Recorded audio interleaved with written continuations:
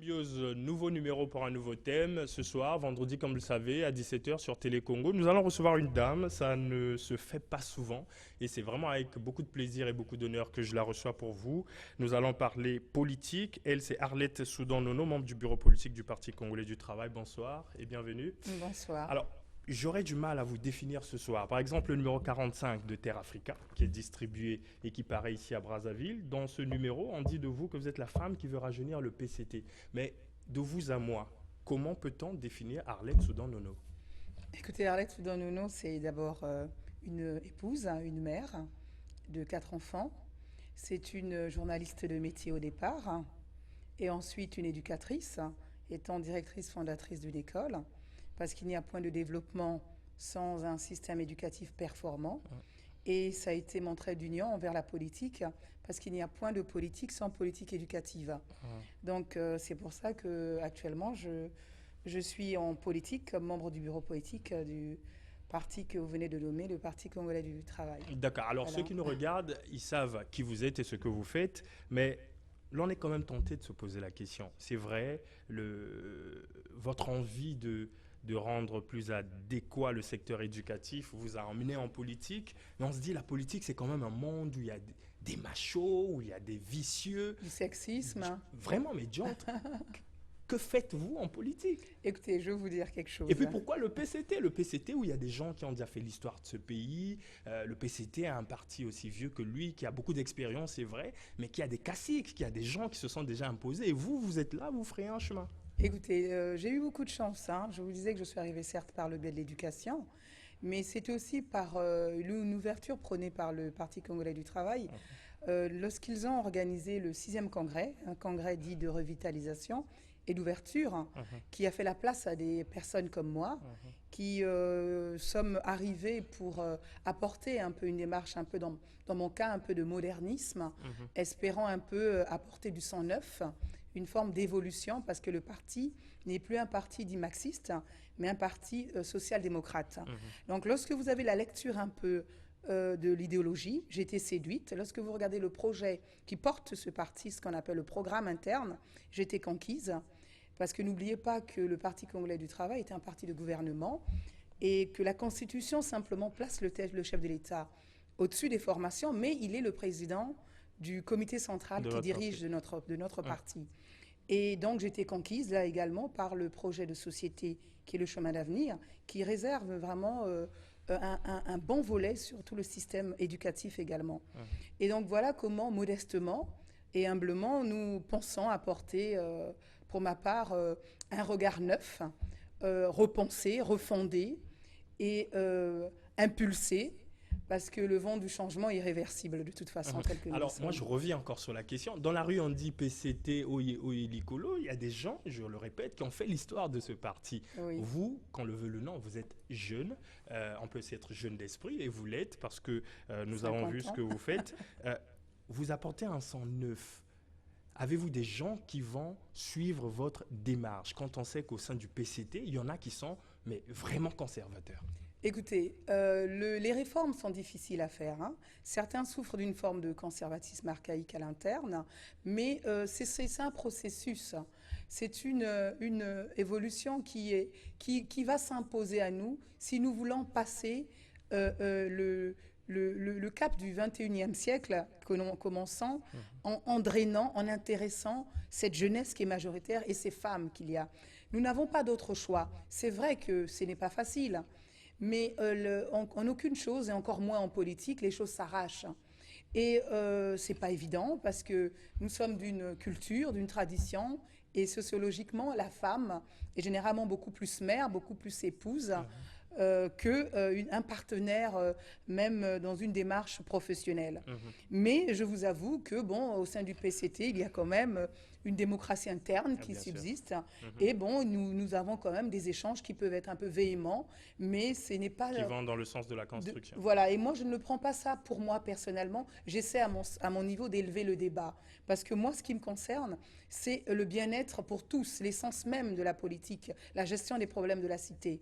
Et c'est là d'où je tire ma conviction et mon engagement politique. D'accord. Alors là, c'était présentation de Arlette Soudan-Nono, membre du bureau politique du Parti congolais du travail.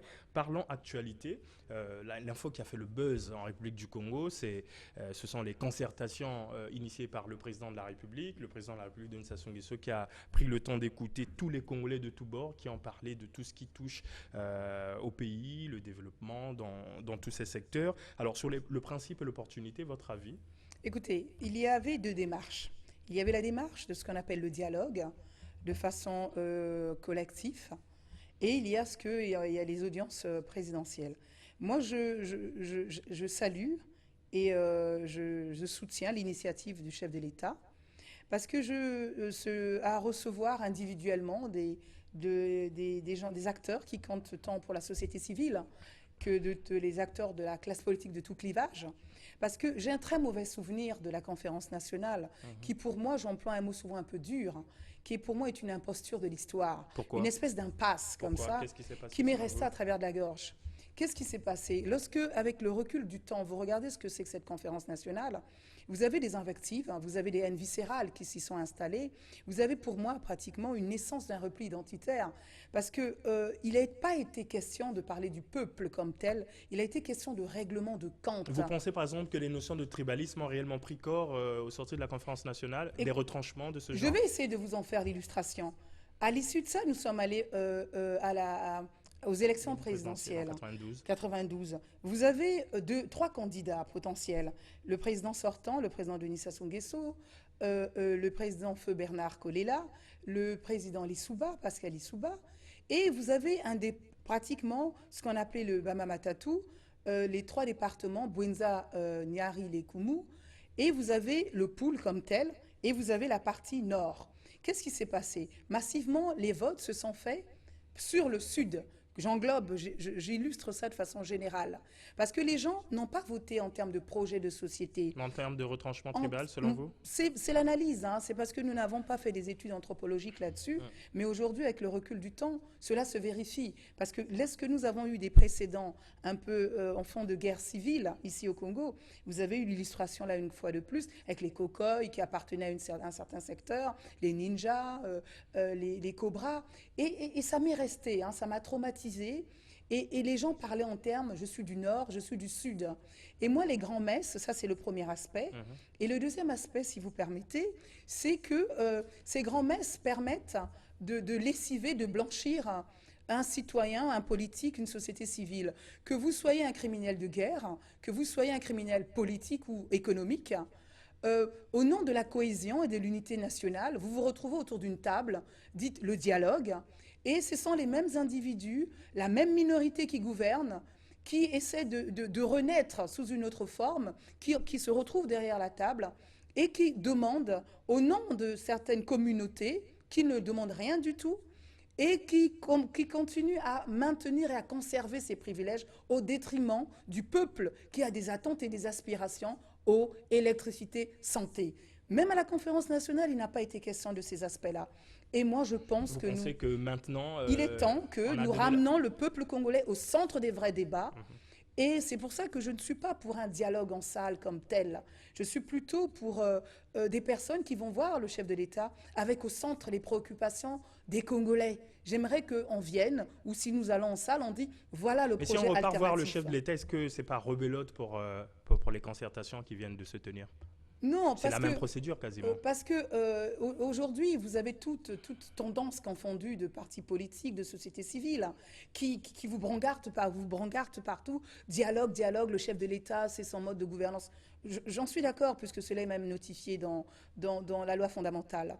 Mais je vous ai donné un peu l'analyse qui est la mienne. Je vais accompagner mon parti, qui certainement prône aussi, qui va vers ce dialogue-là. Pourquoi certainement? Vous n'êtes pas sûr? Vous êtes si, le parti, oui, le secrétaire général, comme tout le bureau politique, a acté d'abord en première étape, au 31 décembre dernier, sur le changement comme tel de la Constitution. Et pour y arriver, on prône un consensus ce consensus tournerait autour d'un dialogue. Bon, Je vais m'aligner, mais je m'aligne avec des réserves, parce que là aussi, c'est ma liberté de temps et de propos, de m'exprimer. Je ne suis pas non plus en train de vivre un centralisme démocratique. Alors, ça Vous me m'avez fait posé la question sur pourquoi le choix du PCT, parce que le PCT a donné des signaux forts d'évolution. Et le PCT, n'oubliez pas que c'est la matrice d'où découlent tous les partis.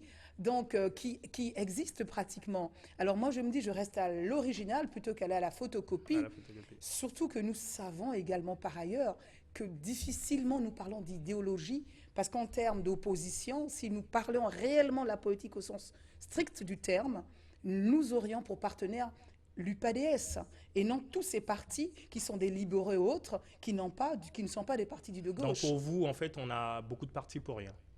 Écoutez, vous voyez la représentation au niveau de l'Assemblée et au niveau du Sénat des deux chambres. Et nous avons un loi sur la formation, sur les partis politiques. Normalement, quand vous lisez ce document, qu'est-ce qu'il vous dit? Il y a une représentativité qui vous permet d'avoir une prise en charge et tout ça, des implantations des élus locaux. Mais vous voyez bien que ce n'est pas le cas. Et c'est quoi les formations politiques? Vous avez des leaders qui appartiennent à des départements. On a pratiquement des partis communautaristes, des partis régionaux. Mais il est temps que nous élevons ce débat. Parce qu'au centre, M. Mayela, n'oublions pas que ce sont ces populations qui nous donnent mandat. Pensez-vous qu'ils vont continuer indéfiniment à laisser manipuler par les individus que nous sommes et certains irresponsables? Mais il est temps que nous arrêtons de faire comme ça. Certains veulent aller se blanchir avec ce dialogue. Qu'est-ce qu'il y a dans le contenu de ce dialogue? Ils vous parlent de gouvernance électorale. Dites-moi ce que ça veut dire exactement. En fait, là, vous êtes en train de jeter une pierre sur l'opposition.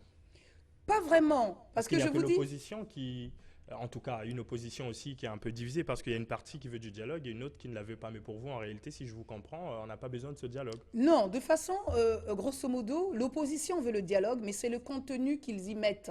C'est ce qu'on appelle l'ordre du jour. L'ordre du jour, pour vous, c'est erroné? Cet ordre du jour, actuellement, tel qu'il semble être défini, me pose problème, parce que nous n'avons pas pris en compte les questions des citoyens pour lesquels nous faisons nous faisons don de nous.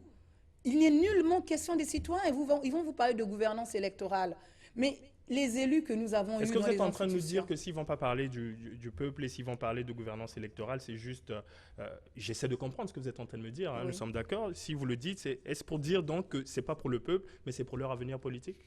Dites-moi à peu près quels sont les partis réellement qui, jusqu'à ce stade où nous parlons, vous en prenez un projet de société alternatif depuis que le chef de l'État les reçoit ou depuis qu'il brancarde le non au changement de la Constitution, le non au dialogue comme tel. Pouvez-vous me citer un parti? Alors, je rebondis sur ce que vous venez de dire. On pourra y revenir. Pour parler du changement de la Constitution, aujourd'hui encore, votre parti, le Parti congolais du travail, maintient sa position sur le dialogue, y aller et sur le changement de la Constitution. Tout à fait. Nous allons aller, nous avons acté cela, je vous l'ai dit tout à l'heure, au 31 décembre dernier, à l'occasion d'un comité central qui a pris cette orientation. Déclaration a été faite. Donc, nous sommes pour le changement de la Constitution. Mais vous savez, M. Mayela, historiquement, nous avons une fenêtre qui s'ouvre pour remettre à plat cette loi fondamentale. Au-delà des querelles incestines et stériles, à mon sens, il est temps de bien regarder l'histoire de ce pays. De Youlou, de Déba, de Ngwabi, de Yombi, de Sassou 1, de Sassou 2. Nous n'avons pratiquement jamais respecté toute loi fondamentale parce que nous ne nous sommes jamais approprié cette loi que j'appelle une loi transitoire. Mais l'opposition aujourd'hui est en train de dire qu'une fois de plus, cette loi fondamentale, vous êtes en train de l'ignorer. Monsieur Mayela, c'est profond ce que je veux vous dire. Laissez-moi terminer mon propos, s'il vous plaît. Lorsque Youlou s'en va, normalement, la loi fondamentale, qu'est-ce qu'elle disait? C'était le président de l'Assemblée nationale qui devait normalement succéder dans cette phase transitoire. Ça n'a pas été le cas. Vérifiez également pour Déba, regardez pour Yombi, comité militaire et ainsi de suite. Vous voyez? Et on ne peut pas continuer comme ça. Ça, c'était un des aspects.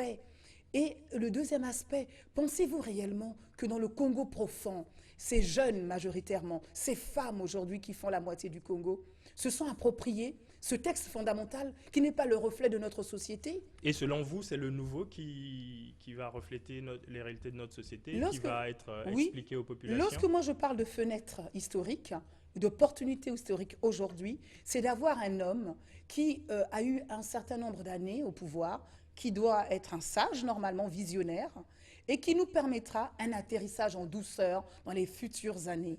Pourquoi? Aujourd'hui, il n'est pas dit que celui qui va arriver avec ce régime hyper présidentiel pourrait avoir la tentation d'être un espèce de petit dictateur et ne pas avoir la sagesse de celui qui est là et maintenir cette loi fondamentale. Et n'oubliez pas une chose, lorsque les gens vous disent « Pourquoi maintenant ?» Mais moi je réponds « Mais pourquoi pas maintenant? Qu'est-ce qui nous empêche ?» Ils vous répondent « Le peuple a dit non. » Ce peuple, pour qu'il s'exprime, c'est par le biais d'un référendum. À mon sens, ça n'a pas été encore fait. Arlette Soudan-Nono, Oui. ce que vous dites, c'est bien, mais vous avez des alliés qui refusent. Il y a le MCDDI, il y a le parti du ministre Silou. Ce sont de gros partenaires pour le pouvoir, mais aujourd'hui ils disent pas besoin de référendum, pas besoin de changement de la Constitution du 20 janvier 2002. Et c'est pour dire qu'il y a quand même un problème. Vous savez, il faut encore convaincre tout le monde. Monsieur Bayela, lorsqu'on est allié, ça veut dire qu'ils sont d'abord président ou secrétaire exécutif d'un parti. Ça veut dire qu'ils ont une démarche, une vision qui doit être la leur. Donc ça veut dire qu'ils sont comme nous. Nous, on n'est pas dans la conquête. Nous, le PCT, nous sommes dans la conservation du pouvoir. Eux, ils sont dans une conquête. Lorsque l'on crée un parti, c'est pour accéder au pouvoir parce qu'on a une vision. Et on fait avec des alliés tout simplement parce qu'on n'a pas encore les moyens d'y accéder. Donc, ils sont libres en démocratie. Pour vous, ils sont en train de voir l'horizon de leur accession au pouvoir? Sinon, il n'y a pas de raison qu'ils aient créé des partis. Lorsque l'on crée un parti, si vous c'est qu'on lâchez a une aujourd'hui, vision. c'est parce qu'ils ont senti le vent tourner. Je ne sais pas quels vont tourner parce que nous sommes majoritairement, même dans les institutions qui sont représentatifs un peu de la santé et de l'implication d'un pouvoir. N'oubliez pas que le président de la République, je venais de vous le dire, est issu de nos rangs. Il est le président du parti.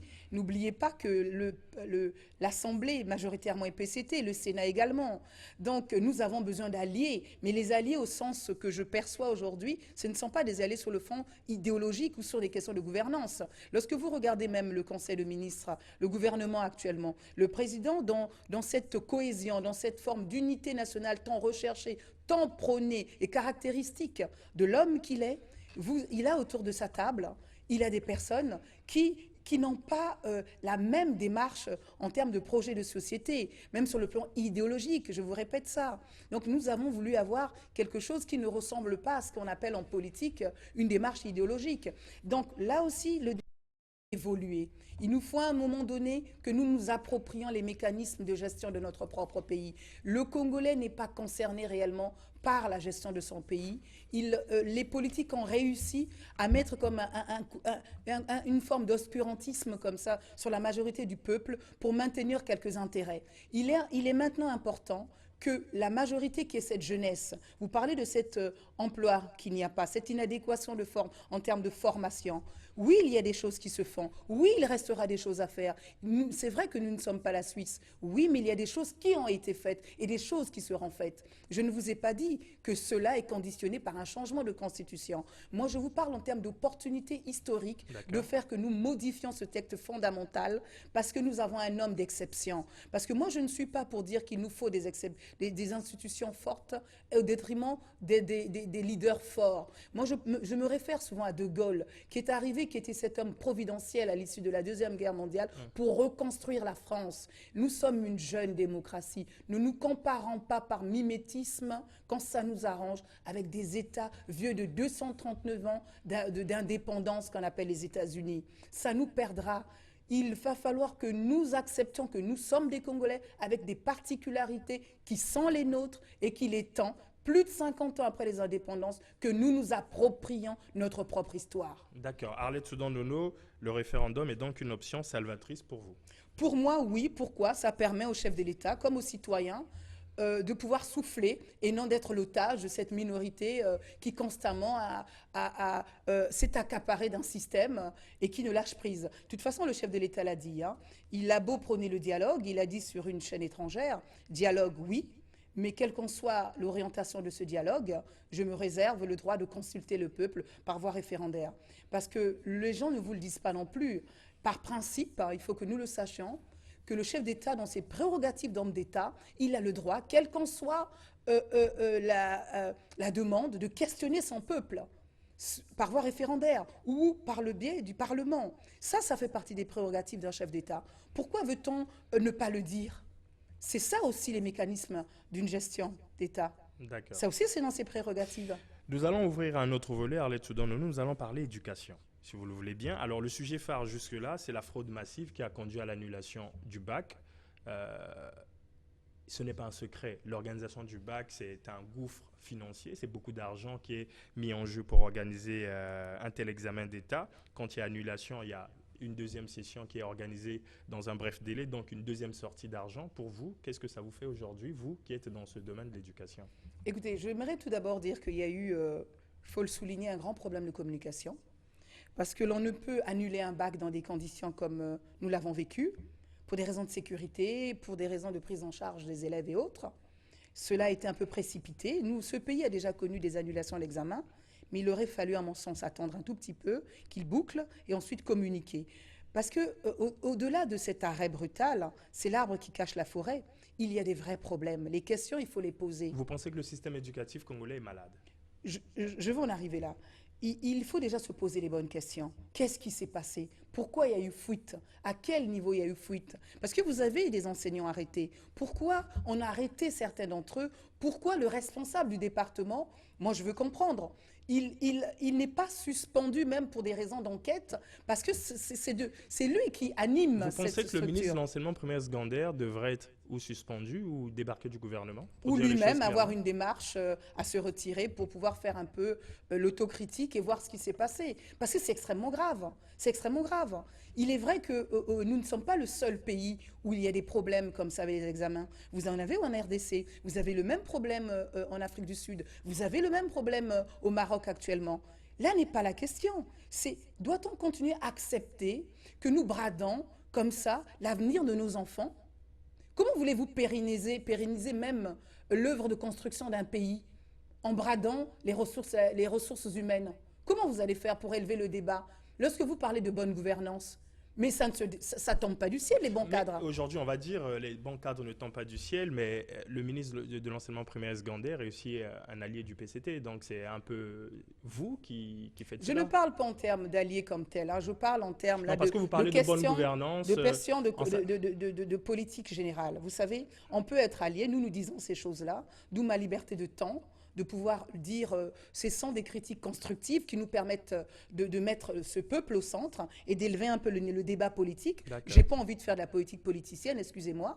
Je n'ai pas envie d'avoir cette langue de bois, parce que nous avons des milliers et de centaines de personnes derrière qui nous font confiance au quotidien, qui nous donnent mandat en leur nom en tant qu'élus du peuple pour les représenter. Donc je ne peux pas me permettre, excusez-moi Monsieur Mayela, de faire de la politique de la langue de bois. Arlette Soudan pense donc que l'annulation du bac aurait été mieux préparée et que les sanctions qui sont tombées ne sont pas logiques. Moi, j'attends voir parce qu'on en a arrêté certains. Il y a une commission d'enquête, une enquête qui a été ouverte et nous attendons parce que nous ne pouvons pas avoir du deux poids, deux mesures. Il y a eu assurément des problèmes, il y a des responsabilités qui doivent être assumées.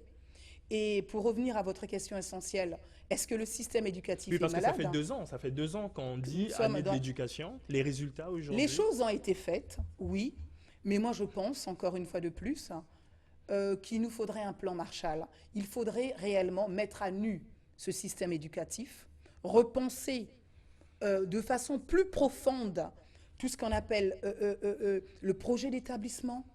Il faut former les encadrants, revoir toute la mouture des programmes, la réactualiser. La guerre est passée par là. Il y a eu pratiquement 10 ans, 15 années où nous n'avons pas toiletté ces programmes. Donc il est temps de mettre à plat. Les infrastructures suivent actuellement le chef de l'État pendant 2 ans à octroyer des grands budgets, mais je pense que beaucoup a été fait, mais il reste encore des choses à faire. Alors, on a encore de l'espoir que les résultats pourraient être bons pour ce secteur? Écoutez, 2 ans, c'est 2 années, c'est beaucoup. Il y a beaucoup d'argent aussi qui a été débloqué. Vous savez, 2 ans, c'est beaucoup et peu en même temps, parce que les réformes, la greffe pour qu'elles prennent, c'est minimum 5 ans. Lorsque vous initiez une démarche, c'est minimum 5 ans pour que la greffe prenne. Mais là, au bout de 2 ans, je vous ai dit que les choses ont été faites. Les choses restent encore à faire. Mais pour gagner du temps et donner un coup de collier, un coup d'accélérateur, il serait bien que nous allions à un plan Marshall. Alors, s'il faudrait lancer un message à l'endroit de ceux qui organisent le bac ce soir, que pouvons-nous dire?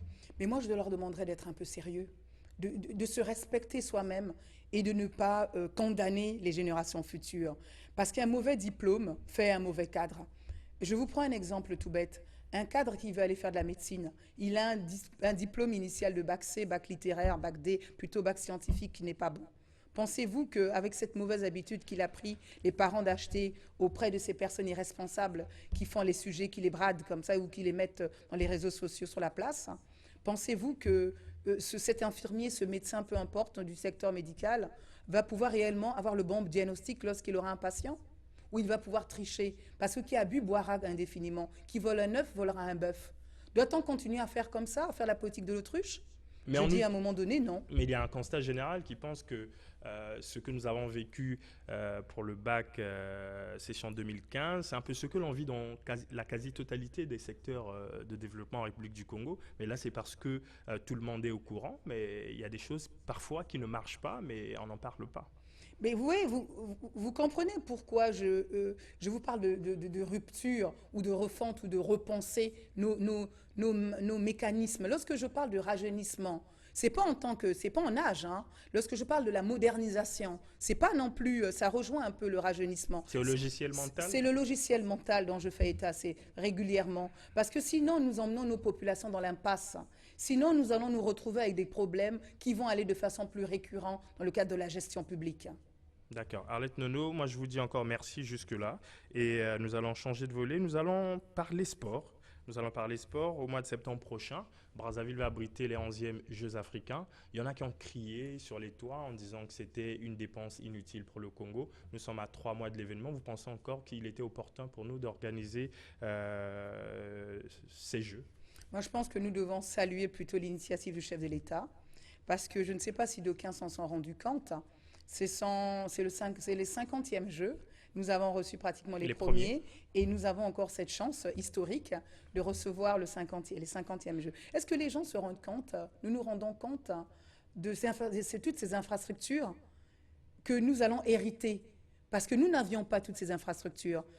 Et sur le plan de la mondialisation, est-ce que nous nous rendons compte de la vitrine que c'est? Nous mettons le Congo au centre de tout. Ça veut dire que le pays est accueillant, ça veut dire que ce pays est un pays stable, est un pays de paix. Est-ce que vous vous rendez compte également qu'en France, ils viennent de déposer leur candidature pour les Jeux Olympiques? Les gens se battent pour accueillir ce genre d'événement. Et chez nous, on tournerait le dos à ça? Mais il y en a qui vont vous dire que la France est un pays développé qui n'a pas les mêmes problèmes que nous. Pourquoi sortir autant de milliards pour un grand stade, un complexe sportif? Ils ne sont pas actuellement en récession un peu économique, là? Ils n'ont pas des problèmes économiques assez récurrents, là? Pensez-vous que les Jeux n'apportent pas, ne boostent pas le secteur économique? Et d'aucuns vous disent beaucoup d'argent, mais le comité olympique aussi a participé, a contribué.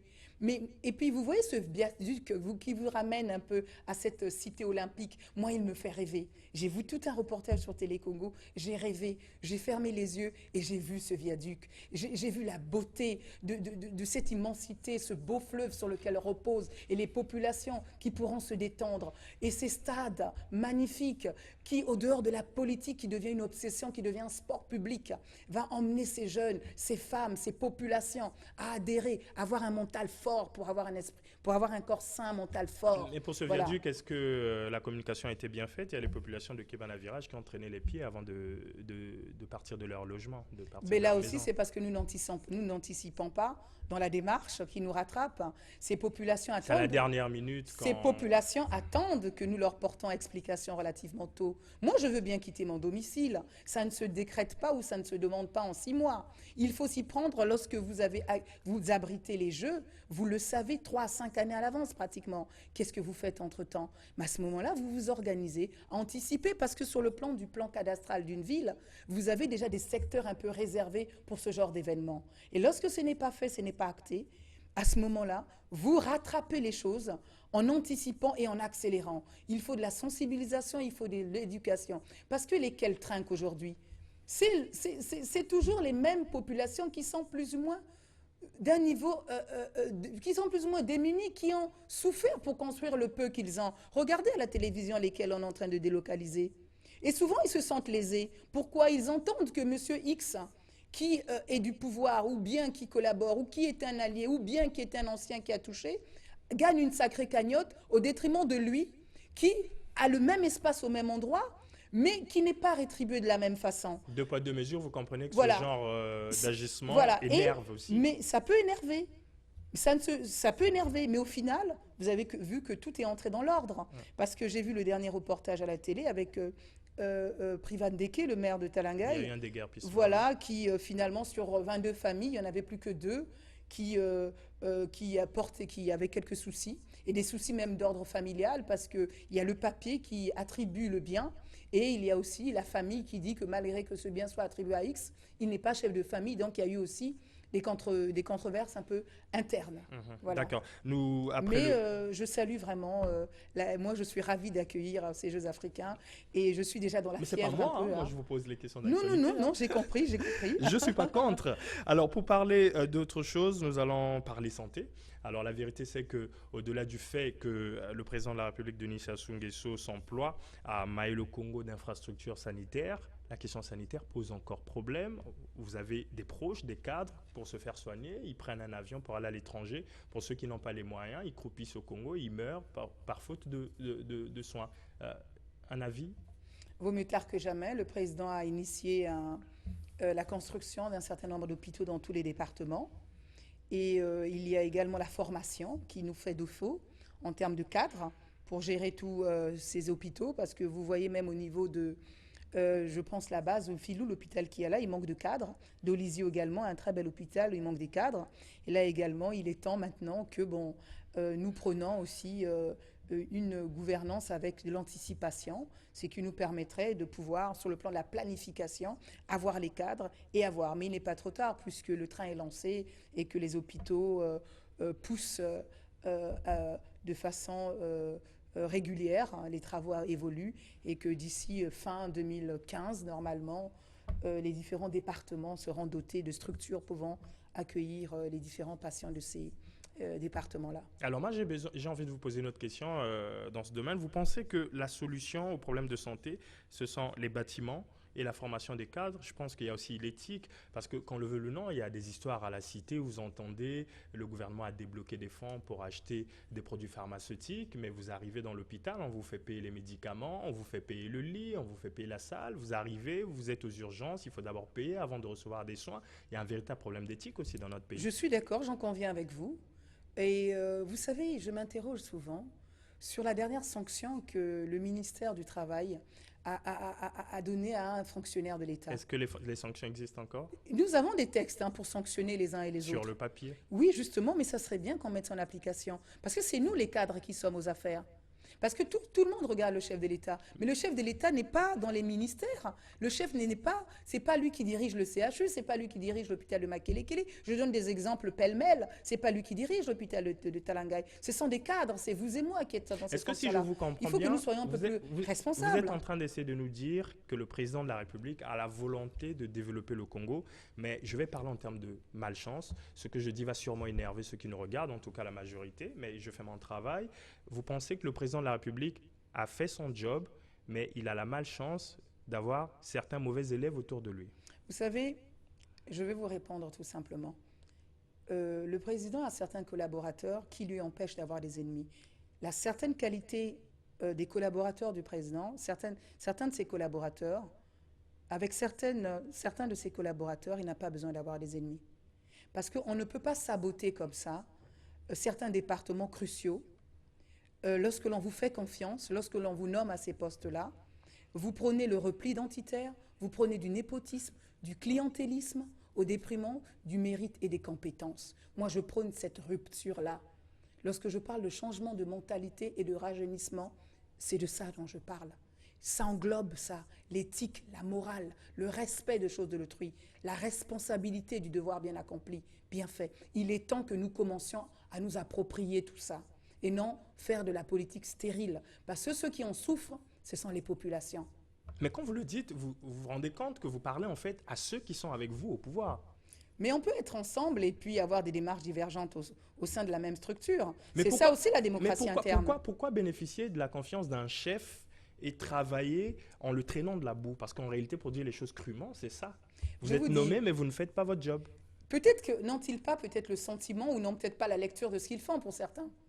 Peut-être que ceux qui sont à la tête de ces départements n'ont peut-être pas lecture de ce que nous nous disons ici, chose auquel je doute.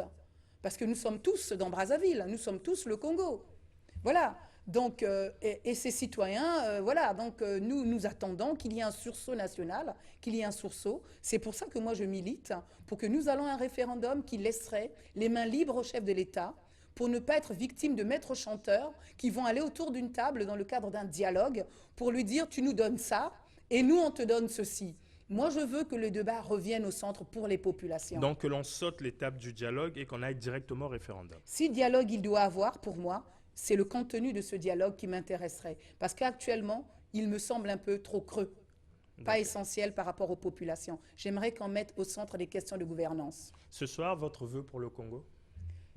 Que les Congolais de tous bords, le Congolais avec un C majuscule, s'approprient l'histoire de son pays, l'écrivent à partir de maintenant, qu'ils ne se la laissent pas voler. Il faut que les jeunes s'approprient la future loi fondamentale si le chef de l'État décide de nous présenter une nouvelle mouture. Parce que lorsque l'on va vers un référendum, vous pouvez me croire, mouture sera présentée à l'approbation de tous en disant « voilà ce que je vous propose. Si vous êtes oui, vous irez voter pour. Et ceux qui sont contre iront battre campagne pour dire « là, nous ne nous reconnaissons pas, nous allons battre campagne contre le non ». Et moi, je veux que les jeunes qui sont majoritaires et qui ne se retrouvent pas actuellement dans le débat qui est le nôtre, dans cette loi fondamentale, puissent s'approprier ce débat-là, se faire entendre et au moment opportun, si le chef de l'État pense qu'il doit aller à un référendum, qu'il l'accompagne, qu'il participe. Les femmes également, parce qu'il est temps que la femme soit moins marginalisée. Elle a autant de compétences que les hommes. Il est vrai que le chef de l'État nous a repris à 30%, réévalué un peu la prise en compte des femmes dans le cas des processus électoraux et autres, oui. Mais une loi sur la parité nous mettrait à l'abri. Et il serait bien que cet article-là soit inscrit également dans la Constitution. Et je tiens aussi à dire au peuple congolais, parce que je fais beaucoup de pédagogie, que l'on ne trompe pas les populations congolaises, le chef de l'État, dans ses prérogatives d'homme d'État, dans le mandat qui est le sien, a le droit de recourir à son peuple par voie référendaire, qu'on ne prenne pas ces populations pour des personnes irresponsables. Elles l'ont été, elles le sont, elles le resteront. Arlette Soudan-Nono, votre réponse fera office de mot de fin parce que nous sommes à la fin de cette émission. Il y en a qui pensent qu'ils vous verraient bien au gouvernement, mais votre manque de langue de bois pourrait vous en éloigner. De toute façon, la personne qui en décide, c'est le chef de l'État.